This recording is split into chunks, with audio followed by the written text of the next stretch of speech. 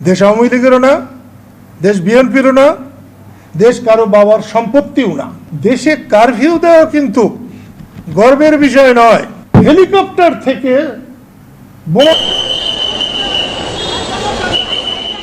বনানী সেতু ভবনে হামলা অগ্নিসংযোগের মামলায় গ্রেফতার দেখানো হয়েছে বাংলাদেশ জাতীয় পার্টির চেয়ারম্যান ও সাবেক সংসদ। লাঠি দিয়ে আমাকে চারবার থেকে ঘিরে রাখছে। আমি হাত জোর করে বলতে পারি আমরা চাইনা দেন, আমি মরে যাব। আমি ওদের কাছে হাত জোর করে বলছি আপনারা প্লিজ আমাকে বাঁচান, নাইলে আমাকে মেরে ফেলবে। আমি এখানে ইংরেজি ডিপার্টমেন্ট 12 স্টুডেন্ট। তো আমাদের এখানে যে ঝামেলাটা হয়েছে, এখানে অ্যাকচুয়ালি আমাদের কর্মসূচি ছিল অবস্থান কর্মসূচি। আমাদের উদ্দেশ্য ছিল আমরা মডার্নে গিয়ে অবস্থান করব, কিন্তু আমাদের যে এখানে ছাত্র সংগঠন, এই বাংলাদেশটা কারোর কিনা না, বাংলাদেশ কারোর নিজস্ব বাংলাদেশ না, এই দেশটা কারোর বাপের সম্পদ না। সুপ্রিয় দর্শক শ্রোতা, আসসালামু আলাইকুম। দেশ এবং প্রবাসে, দূরে এবং কাছে, যে যেখান থেকে আজকের এই ভিডিওটি দেখার জন্য প্লে করেছেন, সবাইকে আন্তরিক শুভেচ্ছা, অভিনন্দন। সুপ্রিয় দর্শক শ্রোতা, এই কথাগুলো কিন্তু আমার না, এই কথাগুলো আছে আমাদের সাবেক সংসদ সদস্য, উনি হচ্ছেন বঙ্গবীর কাদের সিদ্দিকী। বঙ্গবীর কাদের সিদ্দিকী, উনাকে চেনে না বাংলাদেশের হয়তো এমন কোনো নেতা নাই এবং রাজনীতিবিদ নাই। প্রিয় দর্শক শ্রোতা, বর্তমান ইয়াং জেনারেশন হয়তো উনাকে নাও চিনতে পারে, কারণ উনি এখন সোশ্যাল মিডিয়াতে খুবই কম আসে। ইনি কিন্তু এক সময়কার খুব জাদ্রেল নেতা ছিল এবং খুব প্রভাবশালী নেতা ছিল, যেটা আমাদের বাংলাদেশের প্রধানমন্ত্রী, সাবেক প্রধানমন্ত্রী শেখ হাসিনার পিতা উনি, শেখ মুজিবুর রহমান, উনার সাথের নেতা উনি।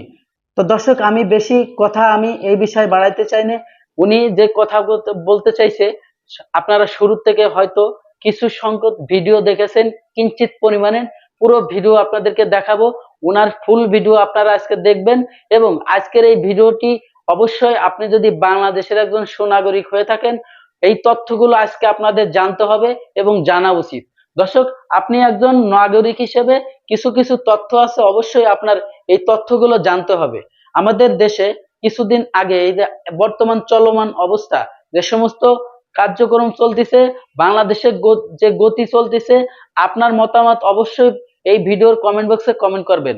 দর্শক, আমাদের সাবেক সংসদ সদস্য এই বঙ্গবীর কাদের সিদ্দিকী স্যার, উনি যে সমস্ত কথা বলল এবং যে সমস্ত তথ্য দিল, সোশ্যাল মিডিয়াতে গরম বানায় ফেলাইছে। দর্শক, আজকের এই তথ্যগুলো অবশ্যই জানবেন এবং জানতে হলে অবশ্যই ভিডিওতে একটা লাইক দিয়ে পুরো ভিডিওটি কন্টিনিউ করবেন। দর্শক, আপনি যদি আমার চ্যানেলে নতুন বন্ধু হয়ে থাকেন, ভালো লাগলে চ্যানেলটিকে সাবস্ক্রাইব করবেন। আমি বেশি কথা বাড়াবো না, চলে যাব সেই কাঙ্ক্ষিত ভিডিওতে।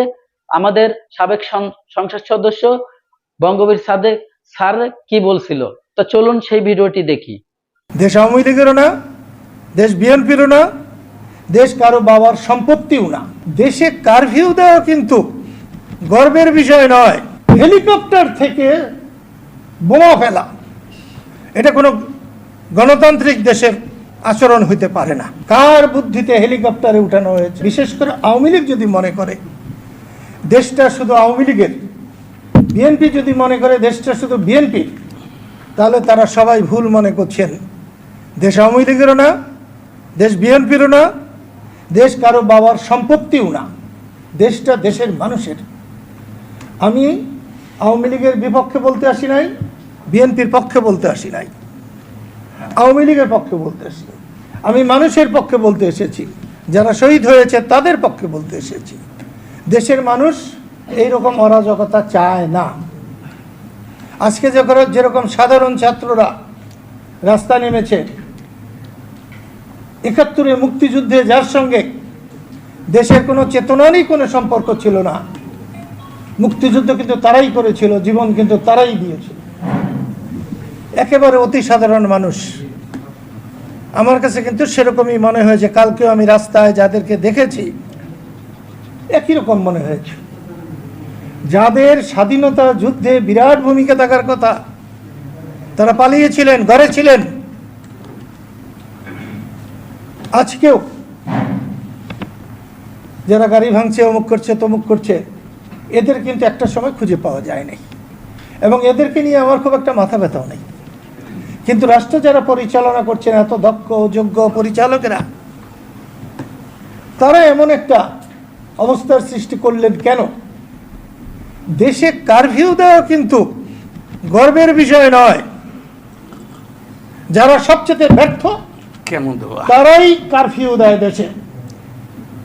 ক্যান্সারের রুগীকে যেমন কেমো দেওয়া হয়, ঠিক তেমনি একটা দেশে কারফিউ দেওয়ার অর্থ হচ্ছে কেমো দেওয়া।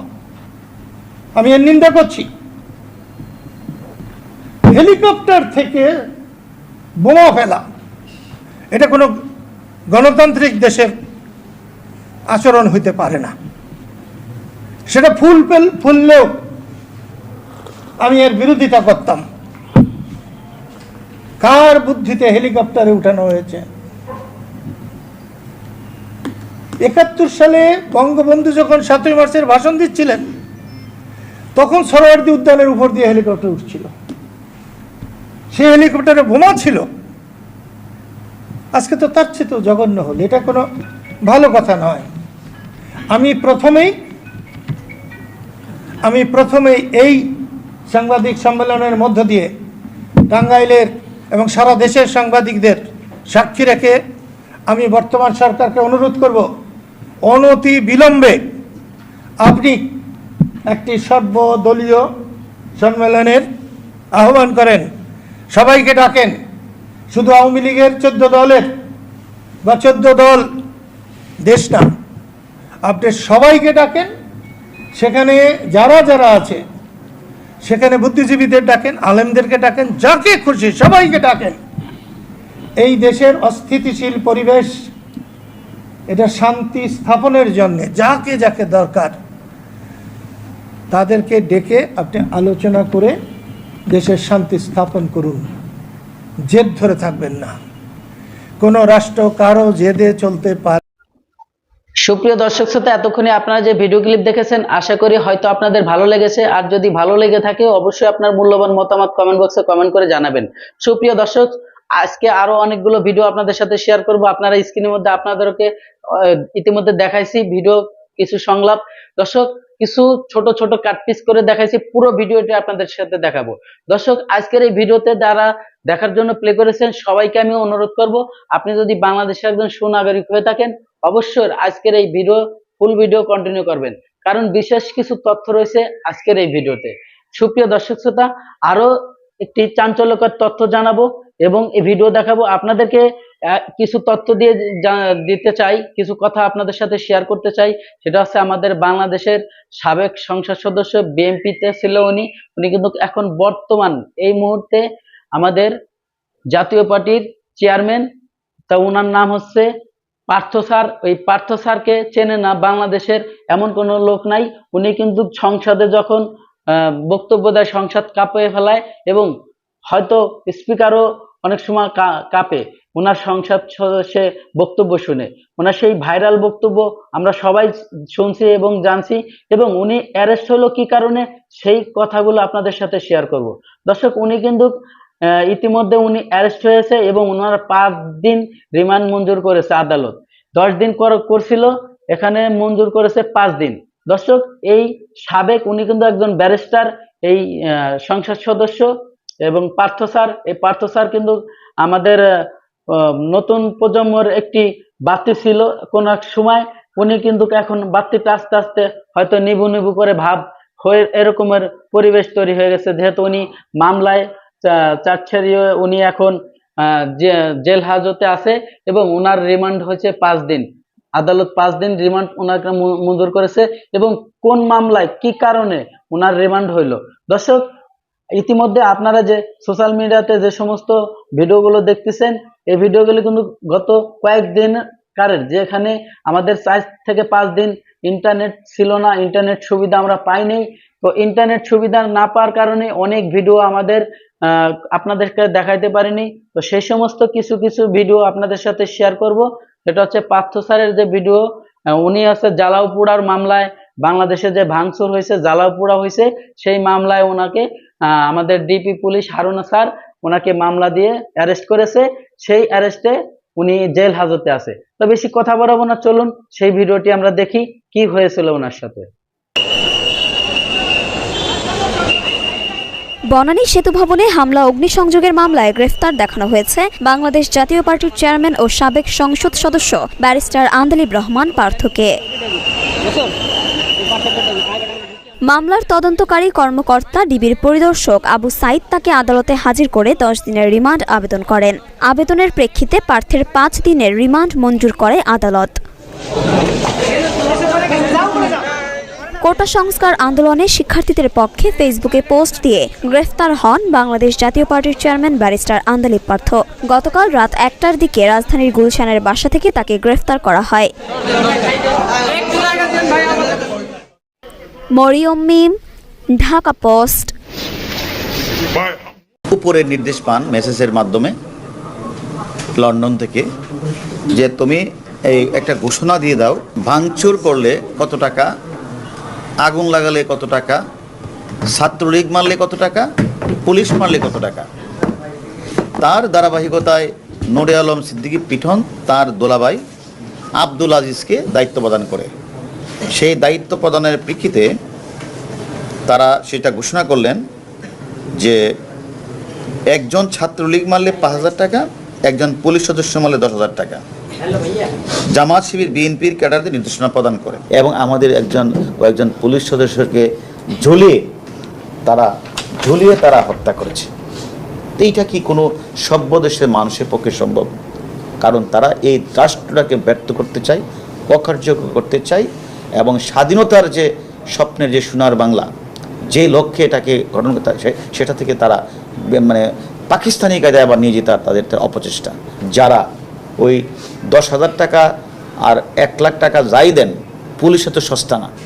আমাদের খারাপ লাগছে, আমাদের 3টা পুলিশ সদস্যকে একজনকে তারা মানে জনসম্মুখে ঝুলিয়ে তারা হত্যা করেছে। হয়তো তাকে আমরা ফিরে পাবো না, এটা ঠিক। বাট আমাদের এই পুলিশ সদস্যকে যারা হত্যা করেছে তাদের প্রত্যেকের নাম নাম্বার আমরা পেয়েছি।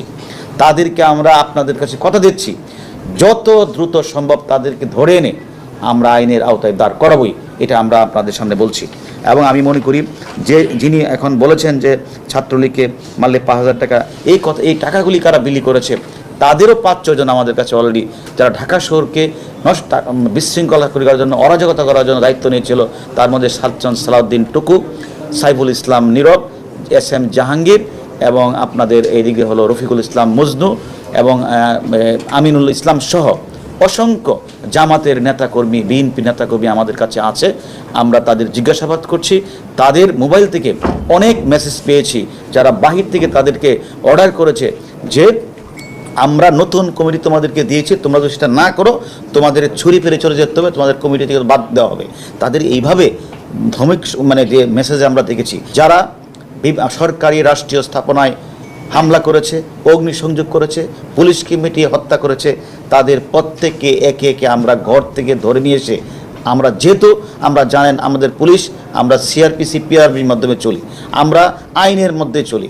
অতএব কেউ যদি আইন লঙ্ঘন করে আমরা তাদের কাউকে ছাড় দেব না।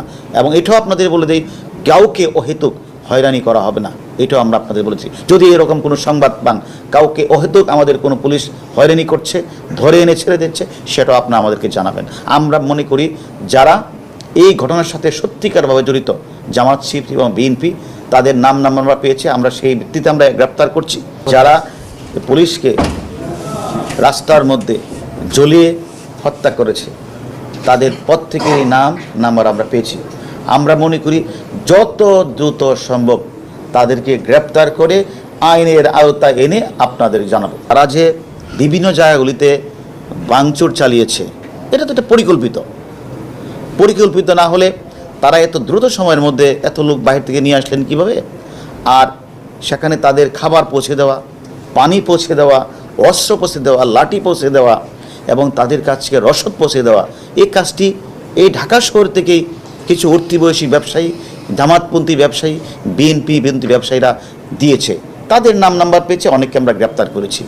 এবং তাদের কাছ থেকে টাকা নিয়ে যে নতুন কমিটিতে আসা নেতারা, তারা যে টাকাটা বিলি করেছে তাদেরও প্রত্যেককে আমরা গ্রেপ্তার করেছি।